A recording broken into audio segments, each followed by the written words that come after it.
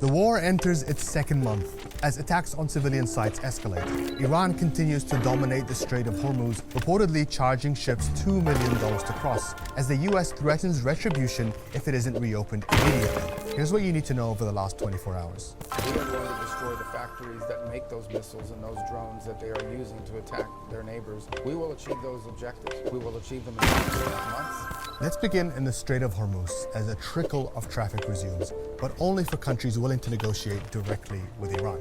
At least 20 vessels have crossed since Saturday, including 2 tankers bound for India, 2 Chinese container ships that were initially denied access, and a Greek tanker carrying Saudi Arabian crude. Pakistan also signed a deal to allow 20 oil tankers to pass 2 a day, a move that its foreign minister has called a harbinger of peace. That is some relief to the global economy, but is it enough? In peacetime, around 140 ships pass through here each day, but since the start of March, only about 5 or 6 have been through. Until now, these have mostly been tankers carrying Iran's own oil to China.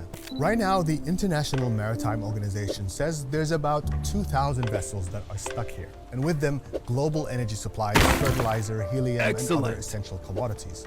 But what started as a total block on the strait has now become more of a checkpoint. Ships must submit their cargo details, crew lists, and destinations to intermediary groups approved by the IRGC, and then they're escorted through Iran's territorial waters. And it's not free anymore. An Iranian parliamentary official said Iran is charging $2 million for each vessel to pass, and that's being paid in Chinese yuan, not USD, which will no doubt make the US furious. Donald Trump says if Iran doesn't reopen the strait fully, then he will obliterate its power plants, oil wells, and its energy export hub on Khark Island, as well as all desalination plants. Iran has demanded that it retain sovereignty over the strait as part of its terms to end the war, something akin to the Suez Canal or the Panama Canal. But in an exclusive interview with Al Jazeera, US Secretary of State Marco Rubio says that can never happen. Not only is the sovereignty over the Straits of Hormuz not acceptable to us, it won't be acceptable to the world. No one in the world can accept it. Number one, it sets an incredible precedent.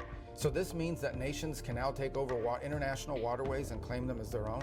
The United States could do that now. The Chinese could do it in the South China Sea. No one in the world is going to accept that or should accept that.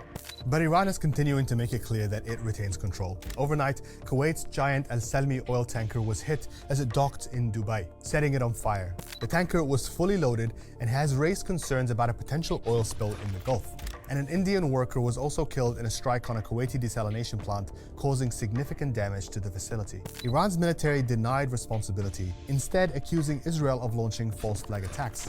US and Israeli airstrikes continue to pound cities in Iran, with witnesses capturing this intense bombing raid on Isfahan, a city of more than 2 million people. It's also home to military bases and defense industries. Trump posted this clip on Truth Social, and a US official told media they dropped several 2,000-pound bunker-busting bombs. In Israel, authorities worked to contain a large fire at an oil refinery in Haifa after it was hit by debris from an intercepted Iranian missile.